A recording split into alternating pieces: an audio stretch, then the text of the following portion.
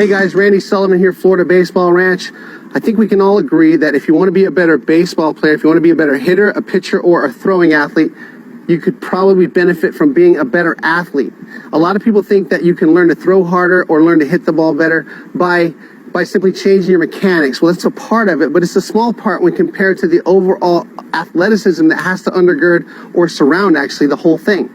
And so, but for a long time, this thing that we call athleticism was so mysterious, and then the absence of evidence as to how it would happen in some kids and not in others, we turned to the genetic freak theory. We just thought, well, they must be just gifted and there's nothing we can do.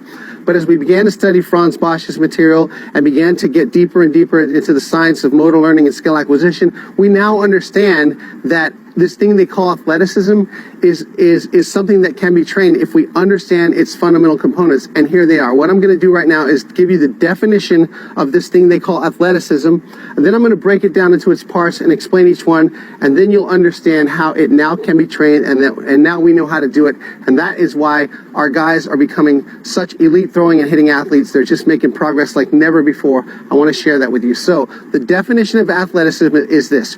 Athleticism is merely having enough mobility to get into biomechanically advantageous positions that optimize link-tension relationships, and then being able to co-contract to remove muscle slack so that you can move out of those positions rapidly and express power and motor control, and to attenuate the stresses on inert tissues like UCLs, labrums, and things like that, okay? So let's break that down. First of all, mobility.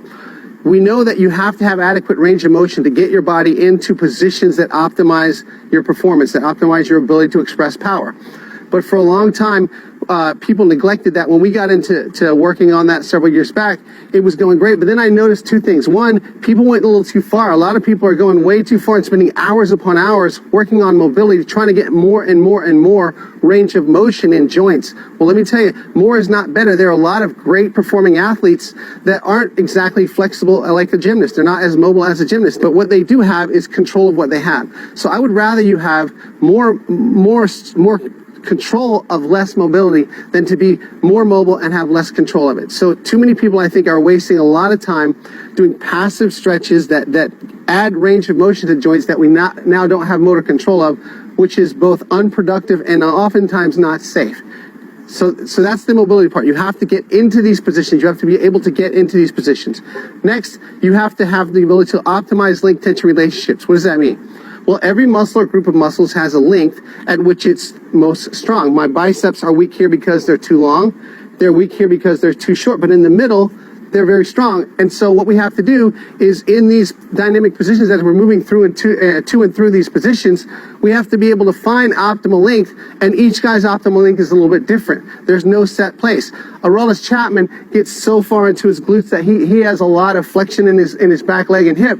And then other guys don't flex their legs as much, and they can express power too. The thing is, everybody's different. And so instead of trying to chase some ideal model, we have to create a training experience that helps you self-organize where your optimal length is on every position that you're going to be moving to and through, so that you can express power. Now, once we get to those positions where we can optimize link-tension relationships, now we have to be able to co-contract and move out of those positions. Co-contraction is what we use to remove muscle slack. What is muscle slack? Your muscles don't sit on your bones ready to produce force or power, even to establish motor control. Your muscles hang off of there. They're not ready. They're on slack, like a rope hanging off a clothesline, but more so in 3 dimensions based on the orientation of the fibers of the muscle. So before you can express power, you have to take up the slack in the system. And so what does it mean? So here's the thing that we call muscle slack right here, okay? If I'm getting ready to run and my body's all loose and I take off, that's neither efficient nor powerful nor under control. But if I do this right before I go, that move that I did where I isometrically tensed up all the muscles around a joint or limb, that is co-contraction. So for example, right now, my biceps, my triceps, my scapular muscles, my deltoids, my forearm muscles, my hand are all isometrically co-contracted. There's no slack in my arm. And so that's what we have to do to be able to move to and through these positions and establish motor control and express power, is we have to co-contract and take the slack out of the system. So once again, athleticism is having enough mobility to get into biomechanically advantageous positions that optimize link-tension relationships, and then being able to co-contract to remove muscle slack so that you can move out of those positions and express power, and have motor control. If you don't take away muscle slack and optimize link tension, you can't produce power, not enough. If you don't remove muscle slack and get into optimal link tension relationships, you can't have motor control, you can't have control of coordinated movements. And if you don't remove muscle slack and get into optimally lengthened muscles, you cannot attenuate the stresses on tissue like UCLs and labrums. So to perform better, to throw harder, to hit the ball harder, to run faster, to be more agile, to be a better athlete, and to protect your body from injury, you must have the ability to get into biomechanically advantageous positions that optimize link tension relationships and then co-contract to remove muscle slack so you can express power and have motor control. That's the definition of athleticism. Now that we understand it, now we know how to teach it. Now, can I stand here and go, hey man, I need you to tighten your quads, your glutes, your inner thigh, your outer thigh, the internal and external rotators, and all the fascia around your hip. And I need you to do that as you move down the mountain or as you make your swing. No, it doesn't work that way. You can't get there through a cognitive or a verbal input. That would be silly. Instead, what I have to do is I have to create a training experience that encourages your body to self-organize co-contraction out of optimally lengthened tissue. So that's the whole thing that we do here. We're a constraint-led approach to training.